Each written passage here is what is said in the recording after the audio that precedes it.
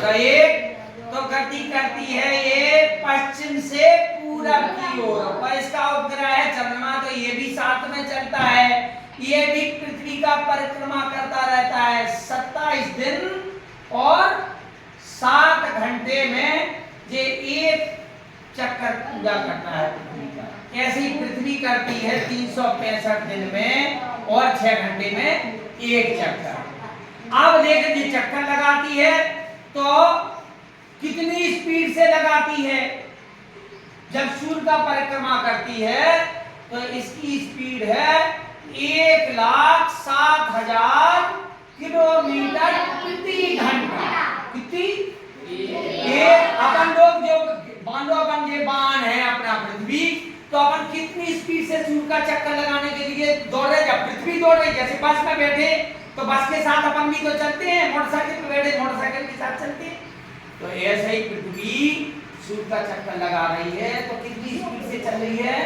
1,07,000 kilometre एक घंटा। मान लो अभी 1 बज रहा है, तो 12 बजे से अभी तक वो पृथ्वी जहां थी वहां से 1,07,000 किलोमीटर चल चुकी, और साथ में एक गति और करती है। देखो अपनी जगह स्वयं घूम रही है दिन रात 24 घंटे में, तो इसकी गति कितनी है?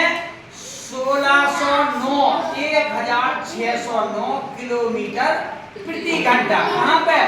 भूमध्य रेखा, बीच की रेखा होती है जहां, अगर बगल तो कम होती है इसकी स्पीड, क्योंकि यहाँ छोटा चक्कर है, और जो बीच में जहां भूमध्य रेखा है वहां बड़ा चक्कर है। तो नहीं, रोचक घटना है।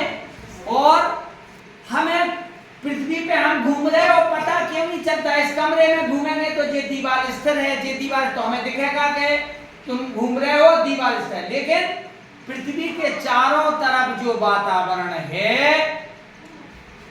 हजारों किलोमीटर अगल बगल चारों तरफ है पृथ्वी, मतलब अंतरिक्ष में है पृथ्वी, कहीं किसी चीज पे रखी नहीं है, तो पृथ्वी के साथ हर चीज घूम रही है, इसलिए हमें कुछ घूमता नहीं दिखाई देता। केवल कौन दिखाई देते हैं घूमते? उल्टी दिशा में सूर्य और चंद्रमा।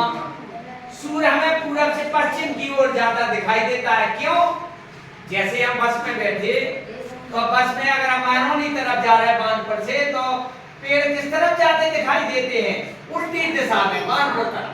ऐसे ही हम पृथ्वी पे ऐसे बैठे, तो हम पृथ्वी पे ऐसे जा रहे, तो सूर्य हमें किधर जाता दिखाई देता? पूरब से पश्चिम की ओर।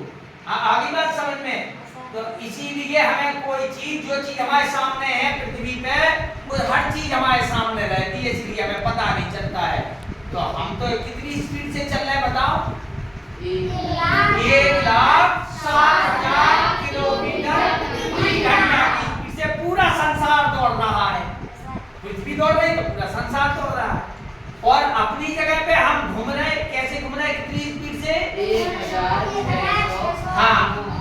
9 किलोमीटर। अब देखो ये है पृथ्वी, पृथ्वी को एक ध्रुव बनाया गया, माना गया कि ये होता है ऊपर उत्तरी ध्रुव और ये नीचे, और बीच में से इसको एक काल्पनिक रेखा खींची गई, भूमध्य रेखा, पृथ्वी के बीच की रेखा, इसको 0 डिग्री सेल्सियस पे रहती है। और खड़ी रेखा, इसमें आड़ी रेखाएं होती हैं, तो 3 मुख्य रेखाएं हैं, भूमध्य रेखा, कर्क रेखा और मकर रेखा। 23.5 अंश ऊपर, 23.5 अंश नीचे। अब ऐसी भूमध्य रेखा से ऊपर है 90 अक्षांश रेखाएं। कितनी? 90। इधर से 90 और नीचे को भी 90, तो कुल हो गई अक्षांश रेखाएं 180। और खड़े में जो रेखाएं होती हैं ये होती है 360। ये देशांतर कितनी हो गई? 360। अब एक देशांतर में 4 मिनट का समय लगता है पृथ्वी को घूमने में, तो 4 का गुणा कर दो 360 में, तो 24 घंटे के बराबर हो जाता है। इसीलिए पृथ्वी की 360 जो रेखाएं हैं वो सूर्य के सामने से एक बार गुजरने में कितना समय लगता है? 24 घंटे। आई बात समझ में आ गई?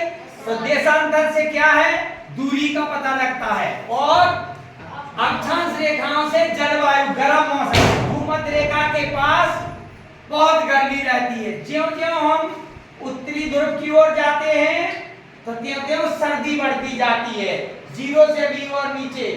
ऐसे भूमध्य रेखा से दक्षिणी ध्रुव की ओर जाते हैं जब हम, तो सर्दी बढ़ती जाती है। नीचे को जाओगे तो सर्दी, ऊपर को जाओगे तो सर्दी, मतलब उत्तरी ध्रुव तरफ या दक्षिणी ध्रुव। सबसे गर्मी अधिक कहाँ रहती है? भूमध्य रेखा पे। देखो कई देश ऐसे हैं जहां की जलवायु बड़ी कठिन है।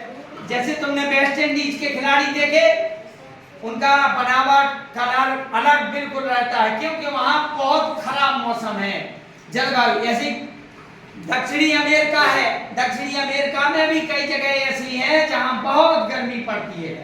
तो अपन कैसी जगह पे हैं? भारत, जो कर्क रेखा के आसपास, कर्क रेखा भारत से निकली है बीच से, भारत अपना यहाँ है, ऐसे में कर्क रेखा निकली है भारत। तो यहाँ दोनों प्रकार की जलवायु है, गर्म है और ठंडी। ठंडियों में ठंड अधिक होती है और गर्मियों में गर्मी अधिक होती है, इसलिए मिली जुली जलवायु अपने यहाँ। ठीक है, अब आ गई समझ में?